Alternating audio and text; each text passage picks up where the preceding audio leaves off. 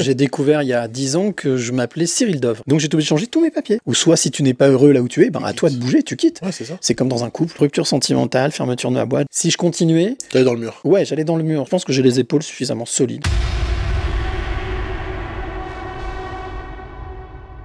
Bonjour à toutes et tous, bienvenue dans Coïncidence Story, l'émission où l'on décortique des parcours inspirants et parfois improbables de ceux qui ont osé tracer leur propre route. Aujourd'hui, j'ai le plaisir de recevoir quelqu'un qui ne laisse personne indifférent, Dove Lichamp, aussi connu pour son prénom de naissance, Cyril Lichamp. Journaliste passionné, créateur d'événements, créateur de podcasts, il a porté de nombreuses casquettes avec une ligne très claire, défendre le journalisme indépendant. Après avoir travaillé dans des médias traditionnels tels que France Télévisions ou encore Radio Scoop, il a décidé de changer de voie et d'intégrer un nouveau courant qu'il appelle le néo-journalisme. Une approche qui interpelle clairement et qui s'adapte aux nouvelles formes de communication. Il est aussi le créateur du podcast Les Passeurs de Clés et depuis quelques mois, animateur d'une radio live direct tous les lundis soirs qu'il a appelé On est là pour ça, où il interviewe des parcours inspirants avec un ton totalement libre. On va parler de lui, de son parcours, de sa vision du journalisme aujourd'hui. Ça va être une interview passionnante. Salut Dove, ou est-ce que plutôt salut Cyril, comment je dois t'appeler? Tu m'appelles comme tu veux. En fait, Cyril, c'est un prénom que j'ai eu pendant, on va dire, 49 ans. Et puis maintenant, Dove, parce que ça me va bien. Mais c'est deux prénoms qui sont mes prénoms. Ce sont tes deux prénoms. Exactement. Alors on va t'appeler Dove. Allez, c'est comme on ça y qu'on va. t'appelle habituellement. C'est parti. Alors pour commencer, une question toute simple. Pourquoi Dove? Tu es né Cyril, premier prénom,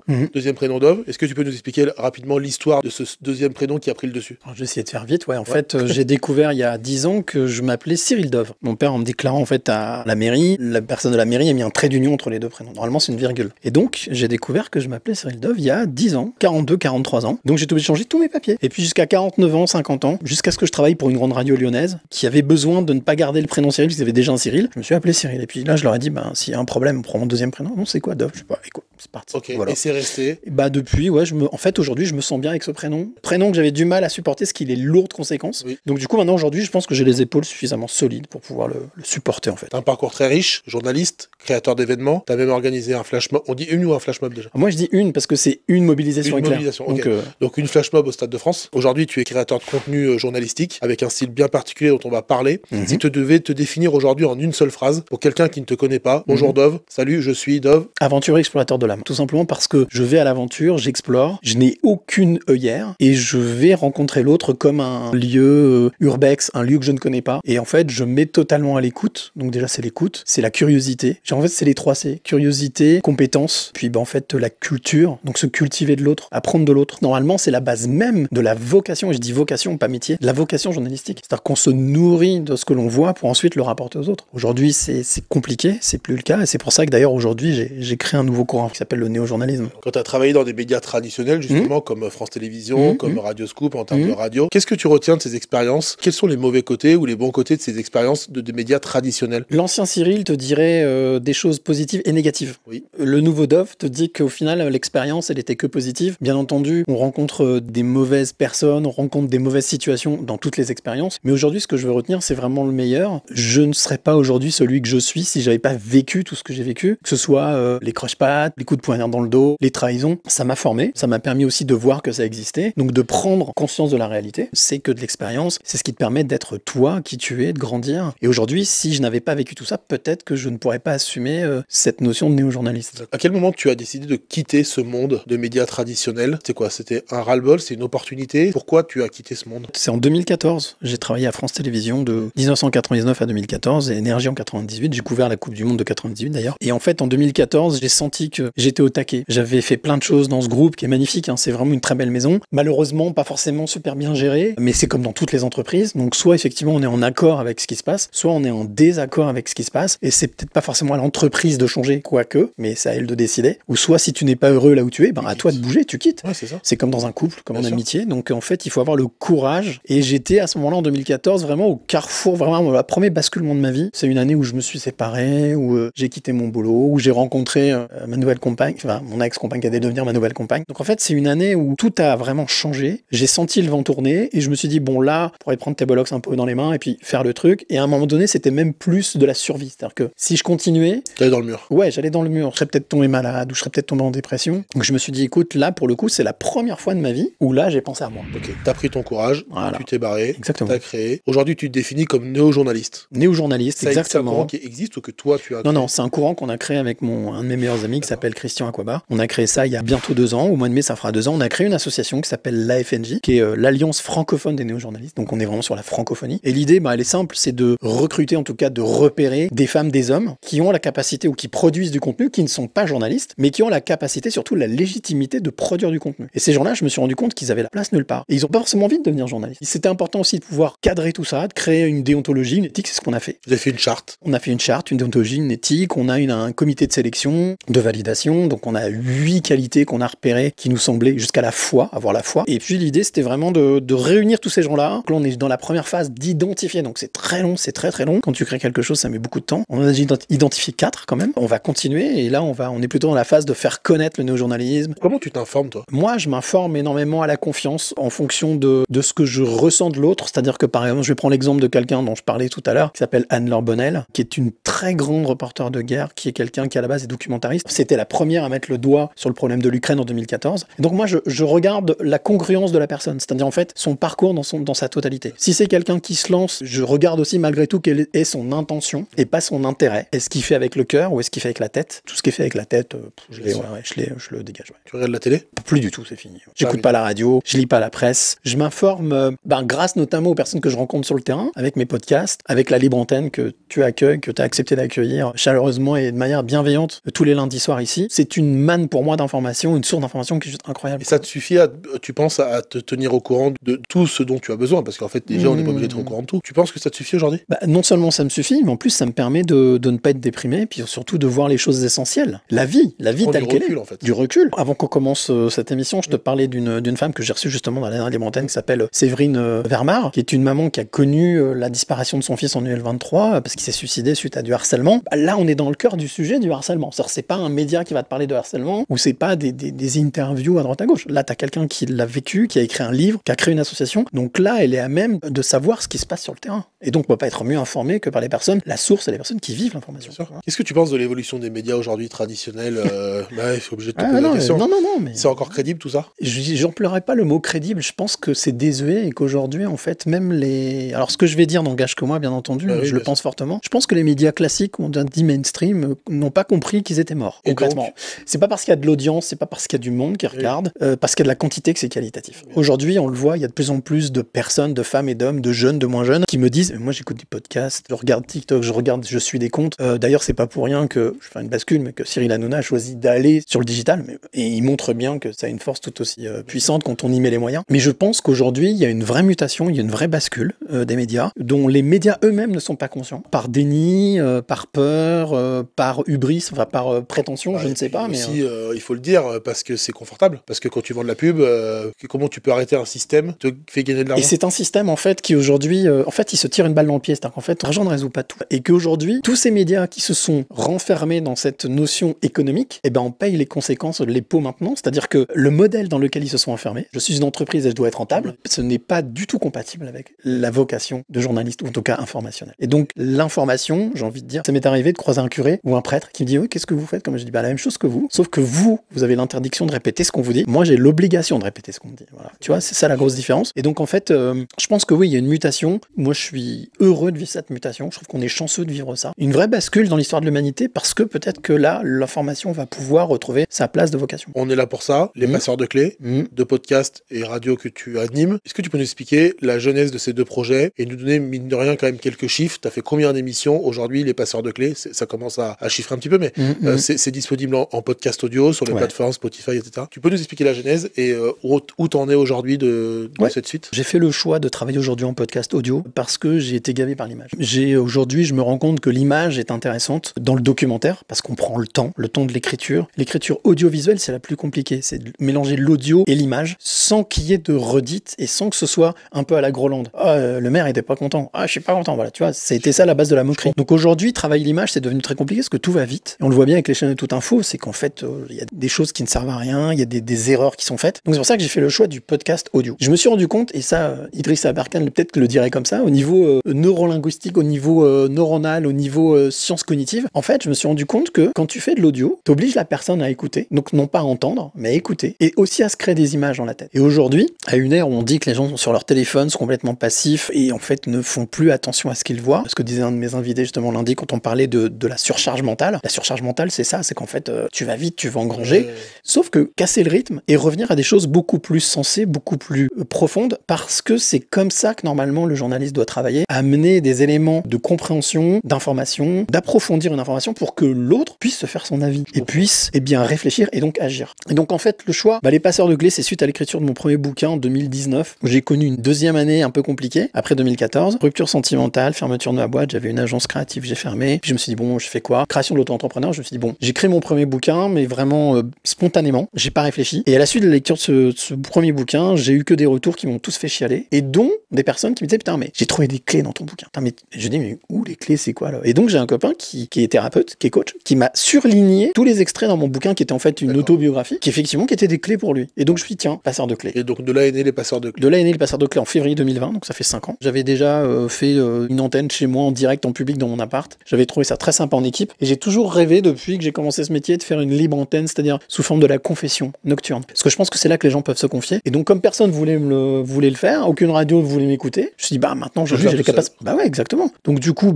j'ai eu l'idée cet été, je me suis dit bah allez, je me lance. Fort de bientôt 137 épisodes des passeurs de clés, donc 137 rencontres, 137 passeurs de clés, avec des entretiens qui durent 1 heure et demie, 2 heures. Donc des personnes, je le précise, que j'ai toutes rencontrées physiquement. Oui. C'est pas du visio. Donc ça veut dire que tu peux aussi respirer la personne qui est en face de toi, l'observer, sentir un petit peu son énergie. Et donc je suis venu te voir au mois de septembre quand tu as inauguré ce super studio. Je t'ai dit bah tiens, est-ce que tu as envie de jouer avec moi? Tu m'as dit ok, vas-y banco. T'étais un petit peu la personne folle qu'il me fallait, quoi, tu vois, qui ose faire le truc. Et aujourd'hui, on en est à 17 libres antennes, avec plus de 100 invités, avec 17 artistes qui ont accepté de venir de 22h à minuit ici à Oulin un lundi soir. 22h minuit, on rappelle. 22h minuit en direct sur ma page Facebook et ensuite podcasté dès le mardi matin. Donc je me lève tôt le mardi pour pouvoir podcaster ça. Et donc en fait aujourd'hui tout m'amène à me dire que j'ai bien fait et qu'il faut que je continue. Continue. Je vais te poser une question à la con. Si tu devais retenir sur tous les invités que tu as invités, 3 personnes comme ça instinctivement qui t'ont vraiment marqué. Pour les passeurs de clés. Alors le premier qui me vient tout de suite, c'est Guillaume Mullier, qui a quitté le giron familial parce qu'il voulait vraiment se détacher de tout ça. La vie est parfois faite bizarrement. Je l'ai interviewé, c'était en janvier 2023 de mémoire, et il a été emporté par une avalanche le mois de mars, 2 mois plus tard.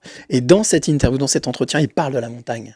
Il dit que la montagne, c'est lui a tout donné, l'a sauvé de sa dépression, l'a sauvé. Enfin, il s'est vraiment lâché. Il parle de la dépression, il parle du chef d'entreprise, il parle de la religion, il parle de plein de choses. Il s'est confié, mais comme jamais. Et 2 mois plus tard, j'ai mon fils qui m'appelle, mais c'est pas le gars que je suis venu avec toi pour interviewer. Et effectivement, j'ai réécouté l'interview au moment où j'ai appris sa disparition, et ça n'avait plus rien à voir. Plus rien à voir. Il y avait des transmissions de. Comprenait le et même lui, je ne sais même pas comment il a pu. Je sais pas ce qui s'est passé. Est-ce qu'il le sent? Je ne sais pas. J'en sais rien. Et donc j'ai republié cette interview et j'ai eu le retour de sa femme, d'un de ses enfants, de certains de ses collaborateurs. On me dit mais merci, c'est vraiment Guillaume. Donc il y a lui. La deuxième que je citerai, c'est Irène Grosjean, qui n'est plus là non plus. J'ai eu l'occasion de rencontrer physiquement, contrairement à d'autres journalistes qui ont parlé d'elle, mais sans la rencontrer. Donc j'ai vécu 24 heures chez elle, donc j'ai passé du temps. Et puis troisième ex aequo, je dirais, parce que c'est des noms qui vont parler, c'est Christian Perron et Alexandre Orion-Caude qui pendant la crise Covid ont été malmenés comme c'est pas possible. Moi j'ai pas la prétention de dire qu'ils ont raison ou tort, c'est pas mon boulot. Par contre humainement je les ai rencontrés, Christian chez lui, Perron, et Alexandre Orion-Caude dans un café pas très loin de chez elle. J'ai rencontré des gens humains avec un cœur, un engagement, des valeurs, et qui étaient complètement démontés par ce qui se passait, voilà. Et donc ils se sont confiés. Alors le principe c'est qu'ils m'ont parlé de leur parcours de vie et de ce qu'ils faisaient aujourd'hui. À chaque fois mes invités transmettent 3 clés de vie. Okay. C'est toujours la direction artistique. C'est la ligne éditoriale, complètement. Pardon. Ouais, tout à fait. Si tu devais citer un ou une invitée que tu regrettes d'avoir invité? Aucun. Même les 2-3 podcasts, interviews où j'ai l'impression d'avoir été à côté, mais là c'est moi qui étais à côté en fait. C'est pas mes invités. Soit parce qu'ils étaient pas prêts, parce qu'ils c'était pas le bon timing, mais même de ces expériences-là, non, je regrette aucun. Excellent. Aucun. On va parler, on est là pour ça, c'est 2 heures d'émission. Ouais. De 22h à minuit tous les lundis. Ici, là. Je suis ici, même, dans le même studio. Ouais. C'est long, 2 heures. Je veux dire, pour toi. J'ai déjà fait 3 heures, hein, mais 2 heures, ouais, c'est long. 2 heures, c'est long, ça se prépare. Il faut garder l'attention. C'est long pour toi, c'est long pour les auditeurs. Comment tu peux arriver à garder ce rythme? Enfin, c'est quoi la clé pour garder un rythme? On ne rend pas compte du temps que ça prend de préparer ces podcasts, ou alors c'est vraiment, tu écoutes, tu improvises. Comment ça se passe? Alors, avant tout, l'important quand on monte un concept, et ça c'est la base vraiment du journalisme, c'est l'écriture. En fait, Pierre Lescure avait dit, du temps où il a créé Canal+, avec Alain Degreffe, il disait que l'information, c'est 51% de contenu et 49% de contenant. Donc ça veut dire qu'il faut fabriquer un contenant. C'est comme un médicament, c'est un principe actif et un excipient. Donc là, c'est pareil. Si on veut que la personne puisse prendre l'information, il faut la fabriquer. Et donc, c'est l'écriture, la structure, l'articulation, le rythme. Et donc, c'est pour ça que, par exemple, 2 heures d'émission, c'est plutôt 4 fois une demi-heure. Donc déjà, tu vois, tu réduis 4 fois une demi-heure. Et puis dans la demi-heure où tu abordes une thématique, eh bien, c'est 2 invités de 15 minutes. Et donc, tu découpes, exactement, tu découpes. Et puis, tu fais des respirations musicales toutes les demi-heures pour respirer. Donc, il y a un rythme, en fait. C'est comme une musique. Il y a une musicalité, voilà. Et ça c'est important. À préparer une émission. Maintenant, moi, au bout de 20 et quelques années, non, je vais vite, mais et il faut savoir que par contre, je suis tout seul. C'est-à-dire, comme tu le disais, tout seul à préparer, à chercher mes invités, à faire mes conducteurs, à être en direct, ensuite à produire, à post-produire, à poster. Donc, je fais ça tout seul. Je t'avoue que les 2 premières, c'est un peu chaud. Mais c'est normal, hein, quand tu commences quelque chose, c'est chaud. Mais maintenant, en fait, le rythme est là. Et surtout, c'est que j'ai là ce plaisir de pouvoir prendre le temps d'écouter. Et donc, comme je te le disais tout à l'heure, l'important, c'est l'écriture et l'écoute. T'as un ton hyper libre, parce que c'est ce que tu revendiques, c'est comme ça que tu es fait. Alors, juste une petite précision. Libre veut pas dire n'importe quoi. Libre antenne, ça veut pas dire que tu viens, wesh, machin, tu sors n'importe quoi. Pas du tout. Donc, ce ton libre, je dirais ta liberté de penser, plutôt, toute ouverture. Est-ce que ça t'a déjà causé des problèmes? Jamais. Tu dis... Depuis 5 ans que je produis les 136, bientôt la semaine prochaine, 137e passeur de clés, et là, les 17 libres antennes, je n'ai jamais eu une seule pression ou une seule volonté de supprimer quelque chose. Très bien. Donc, c'est pas pour moi, ça, c'est un 100%. Plutôt positif. Voilà, 100%. Bien sûr. T'arrives à vivre de tes projets aujourd'hui? Non seulement j'en vis pas, mais je cherche pas à en vivre directement. C'est-à-dire que je veux aussi garder cette notion, comme on veut le faire dans le néo-journalisme, dire que c'est l'intention et pas l'intérêt. J'ai compris. Bien entendu que je souhaite développer des choses pour pouvoir vivre et être indépendant et pouvoir faire ça, continuer à faire ça tranquillement. Mais aujourd'hui, c'est un choix, en fait. C'est une foi, c'est une mission de vie, voilà. T'as des je le vois passions comme ça. À côté? Ouais, j'ai plein de passions, ouais. J'aime bien le cinéma, j'adore la musique, j'aime bien le tennis, j'aime bien les bouffes entre amis. Si on fait un retour en arrière dans ta carrière, on revient sur l'événementiel. Si tu pouvais aujourd'hui, sans limite de budget, sans limite de temps, sans limite, organiser un seul événement. J'en ai un, mais tu le connais. C'est pour ça que je J'en ai un qui est en boîte, qui est la plus grande phrase humaine vue du ciel. Combien de lettres? 45? Je crois que c'est 49. En tout cas, je sais que la phrase fait 600 mètres de long. C'est une phrase en anglais qui parle de rêve, parce que j'ai eu aussi ça, je me suis frotté au rêve. Parce qu'entre 2008 et 2018, j'avais créé une association qui s'appelait C'est quoi ton rêve, où j'ai aidé à la réalisation de 22 rêves, sans argent. Voilà. Donc aussi pour démontrer que si on décloisonne les réseaux, qu'on utilise les moyens, on peut faire des trucs de ouf. C'est ce qui s'est passé. Donc voilà, ouais, ce truc-là, moi en tout cas, je vais pas le lâcher. Je le ferai un de ces 4. Et le but avec toujours la même intention. C'est-à-dire, c'est pas moi pour me griser, c'est pas pour apporter la lumière sur moi. Non, parce que je dis toujours, c'est dans l'ombre qu'on reste libre. Toujours. Mais par contre, c'est pour démontrer que on peut réunir des gens ensemble et faire des choses extraordinaires. Et ça, en fait, ouais, je le vois déjà. Il y a un choix que tu regrettes, professionnel? Non. Le truc, ce qui est énorme, c'est que j'ai pas de regrets, en fait. Mais c'est bien. Non, mais ça a été un travail, hein. Parce que soit on est comme ça. Enfin, franchement, c'est fort, hein, parce que parle de ça comme si en 5 minutes, en 20 minutes, comme si c'était en claquant des doigts. Mais c'est des choix forts de vie, quoi. Je veux dire, aujourd'hui, tu crées des trucs, enfin, pardon, mais tu les poses sur la table, quoi. Enfin, je veux dire, il faut... Oui, mais moi, je le vis pas comme ça, en fait. Je le vis vraiment comme une foi, comme une mission.